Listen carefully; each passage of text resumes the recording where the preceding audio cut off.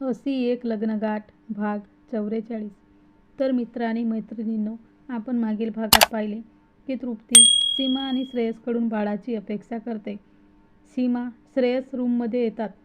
श्रेयस सीमा दोघे खरे नवरा बायको नसतात. तर आता पुढे तृप्तीच्या रोजच्या कटकटीमुळे एक दिवस श्रेयस संतापात गाडी घेऊन बाहेर निघून गेला. बाहेर संध्याकाळच्या वेळेस रोडवर गाडी थांबली असताना अचानक एक मुलगी घाबरून इकडे तिकडे पडत होती आणि तिच्या मागे 4-5 लोक तिला शोधत होते. ती श्रेयसच्या गाडीजवळ आली आणि घाबरून गाडीच्या काचेवर टकटक करत होती. श्रेयसने पटकन गाडीची काच खोलली आणि तिला आत घेतले आणि गाडी पुढे नेली. त्या लोकांना ती दिसली नाही. ते पुढे निघून गेलेत. श्रेयसने सुरक्षित ठिकाणी गाडी थांबवली. तिच्या चेहऱ्यावरचे घाबरण्याचे भाव अजूनही कमी झालेले नव्हते.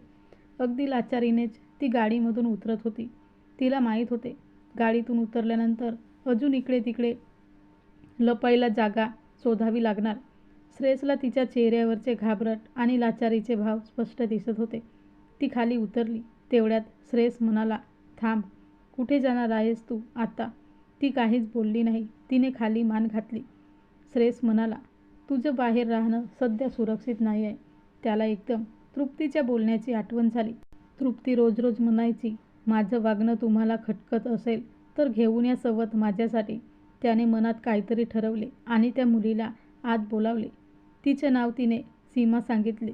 ती कुठल्या तरी संकटापासून सतत इकडे तिकडे पडत होती. तिने लगेच सगळी माहिती श्रेयसला दिली नाही. श्रेयस तिला म्हणाला, तुला जर मी काम दिले तर चालेल का? ती म्हणाली हो. तिला बरे वाटले. त्यामुळे तिच्या सुरक्षिततेचा प्रश्न मिटणार होता. श्रेयसने तिला तृप्तीचा फोटो दाखवला आणि तिला काहीतरी सांगितले. तृप्तीची कॉन्ट्रॅक्ट सवत बनवून तू काही दिवस राहा आणि त्याबद्दल काहीतरी रक्कम देण्याचे त्याने कबूल केले. त्यानंतर तुला विदेश पोहोचवून देईल. तुझ्या राहण्याचा सुरक्षिततेचा बंदोबस्त करून देईन. असं सांगितल्यावर सीमा तयार झाली होती आणि अशा प्रकारे ती श्रेयसची दुसरी बायको बनून घरी आली होती. ते सगळं आता श्रेयस आणि सीमा रूममध्ये एकटेच असताना आठवलं. श्रेयस सीमाला म्हणाला, हे बघ सीमा, असंही तृप्तीला सगळं माहीत झालंच आहे. तर तुझा कॉन्ट्रॅक्ट तू आता तोडू शकतेस आणि तू तुझ्या पद्धतीने आयुष्य जगू शकतेस. तुला विदेशात जायचं असेल तर मी तुला पूर्ण मदत करीन, जेणेकरून तू तिथे सुरक्षित राहू शकशील. तर सीमा म्हणाली, श्रेयस, तुमचं काम होतं तेव्हा तुम्ही मला मदतीला घेतलं. मी तुमची नकली बायको, या घरची बनावट सून बनून जरी आली तरी माझं प्रेम मात्र बनावट नाही आहे. ह्या घरच्या लोकांवर, माझ्या तृप्तीताईवर माझं अगदी मनापासून प्रेम आहे. आणि तुमची नकली बायकोचा रोल करता करता श्रेयस, मी तुमच्यावर कधीपासून प्रेम करायला लागली मलाच कळलं नाही. श्रेयस म्हणाला, हो सीमा, ते कळलं मला. पण तू अगोदरपासूनच तृप्तीवर एवढा जीव का आहे तुझा? त्याला कारण काय? आपल्या सवतीशी नफरत करताना आजपर्यंत मी बायांना बघितलं आहे आणि तू किती प्रेम करतेस तिच्यावर. ह्याला काहीतरी नक्कीच कारण असणार. मला कळू शकेल का? श्रेयस, तुम्हाला भेटण्या अगोदरच माझी मुलाखत तृप्तीताईशीच झाली होती. माझ्या मागे सतत गुंडे लागले असायचे आणि खूप वेळा त्यांच्या हातात सापडायची. ते लोक मला त्यांच्या नरकात घेऊन जायची. त्याची आठवण जरी मला आज आली तरी माझ्या अंगावर सहारे येतात. एवढा त्रास ते लोक द्यायचे. तर त्या दिवशी अशीच त्याच्यापासून घाबरून पडत होती. कुणीही मला मदत करत नव्हतं. असंच मी गुंडांच्या तावडीत सापडणारच होते. तेवढ्यातच या माऊलीने मला खरकन एका भिंतीआड ओढून घेतले. गुंडांच्या भीतीने माझा चेहरा मी पूर्ण झाकून घेतला होता. म्हणून तृप्तीताईने मला बघितले नाही. पण मी त्यांचा चेहरा बघितला होता. त्या दिवशी त्या माऊलीने जर मला वाचवलं नसतं तर कदाचित त्या लोकांनी मला मारूनही टाकलं असतं. नाहीतर मारून मारून खूपच खराब हालत करून टाकले असते. म्हणून त्या माऊलीचे उपकार मी कधीच विसरणार नाही. त्या दिवशी तुम्ही मला तृप्तीताईचा फोटो दाखवला तेव्हा मी तुमच्याबरोबर यायला लगेच तयार झाली. श्रेयस म्हणाला, सीमा, असं काय संकट आहे तुझ्यावर? तू एकदाही कधी सांगितलं नाही. कोण आहेस तू? कुणाची मुलगी आहेस तू? असं काय रहस्य आहे तुझ्या आयुष्याचं ते तरी सांग. सीमाने एक निश्वास टाकला आणि सांगायला सुरुवात केली. तेवढ्यात तृप्तीने सीमाला आरोळी मारली. तृप्ती आणि श्रेयस दोघेही तिच्याकडे पळत गेले. तिचं डोकं दुखत होतं, अस्वस्थ वाटत होतं. सीमाने तिच्या तळपायांना खोबऱ्याचे तेल लावून मालिश करून दिली. मेडिसिन दिलं. तिला थोडं बरं वाटू लागलं. तृप्ती म्हणाली, चला आपण सगळेजण थोडी बाहेर बसू. इथं रूममध्ये अगदी कोंडल्यासारखं होते.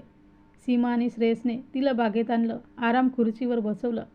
थंडगार हवेच्या झुळकेने तिला थोडं बरं वाटू लागलं. ती सतत एकटक गुलाबाच्या फुलांकडे पाहत होती. सुंदर फुलांकडे पाहत तिला प्रसन्न वाटत होते. श्रेयसने एक टवटवीत गुलाबाचे फूल तोडून तिच्या केसात लावले. श्रेयस म्हणाला, किती सुंदर दिसते आहेस तृप्ती तू. तुझ्या केसांमुळे गुलाबाच्या फुलाला अजूनच जास्त शोभा येते. तृप्ती खिन्नपणे हसली. तिच्या चेहऱ्यावरची खिन्न करणारी वेदना लपू शकली नाही. तृप्ती श्रेयसचा प्राण असते. बागेत ते दोघेच असतात. तृप्तीचा खिन्न चेहरा पाहून श्रेयस तिच्या हनुवटीला धरून तिची मान स्वतःकडे करतो आणि तिच्या नजरेत नजर अटकवून बोलतो, प्लीज तृप्ती, तुझ्या मनातलं सगळं दुःख सांग मला. असं मनात ठेवत जाऊ नकोस ना. खूप जीव जातो माझा तुझ्याकडे पाहून. असं वाटतं तुझे दुःख जर मला घेता आलं असतं तर मी आनंदाने घेतलं असतं. त्यावर तृप्ती हसून म्हणाली, एक सांगू श्रेयस तुम्हाला, मी बोलायला जाते पण तुम्ही सोबत असेल म्हणजे आपोआप माझ्या वेदना नाहीशा होतात. तुम्ही सोबत असताना सगळंच विसरलं जातं. तुमच्या डोळ्यात बघताना भान हरपलं जातं.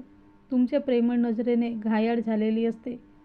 खूप वाटतं मनाला तुमच्याशी खूप काही बोलावं, पण तुमच्या नजरेला नजर भिडतात, शब्द मुके होतात. ह्याला तुमच्या नजरेची जादू म्हणावी की माझ्या भावड्या मनाचा वेडेपणा. तुमच्याशी खूप काही बोलायचं असतं पण बोलायला मात्र शब्दच अपुरे पडतात. खूप काही मनातलं सांगायचं असतं पण मनातल्या साऱ्या गुंज गोष्टी मनातच राहतात. अशी काय तुमच्या सहवासाची जादू अगदी अनोखी असते. तृप्ती तुला सांगू, मला तुझ्यासोबतच जगायचं आहे. मी नाही जगू शकणार, मरून जाईन मी. श्रेयस तृप्तीच्या डोळ्यात डोळा घालून अगदी अधीरपणे तिला बघू लागला आणि बोलू लागला, तृप्ती, मला एकटेपणा अजिबात नको आहे. आयुष्याच्या प्रत्येक वळणावर साथ तुझी हवी आहे. आयुष्यभर हात हाती तुझ्या धरणार आहे. क्षणाची नको जन्माची सोबत मला हवी आहे. सुखाच्या लाटांवर तुझ्याबरोबरच सोबत राहायचे आहे. तुझ्यासोबतच खूप खूप फिरायचे आहे. सुंदर आयुष्य फक्त तुझ्यासोबतच जगायचे आहे. रिमझिम पावसात तुझ्यासोबत भिजायचे आहे. सुखदुःखात तुझी साथ मला हवी आहे. एकटेपणातला एकाकी जीवन मला नको आहे. तुझ्या सोबतीनेच आयुष्य खूप खूप जगायचे आहे. तृप्ती, मला फक्त आणि फक्त तुझ्याच सोबत जगायचे आहे. श्रेयस खूप इमोशनल होत होता. त्याच्या डोळ्यातून सतत अश्रू जात होते. तृप्तीला मिठीत घेऊन तिची विनवणी करत होता. तृप्तीला काहीच कळत नव्हते काय करावे ते. तिचे मनही भरून येत होते. खूप खूप प्रेम करण्याचे हे दिवस मंतरलेले दिवस होते आणि अशा या सुंदर दिवसातच त्यांचा विरह पक्का झाला होता, कायमचा. तर मित्र आणि मैत्रिणींनो, हा भाग कसा वाटला नक्की सांगा आणि सबस्क्राईब करा.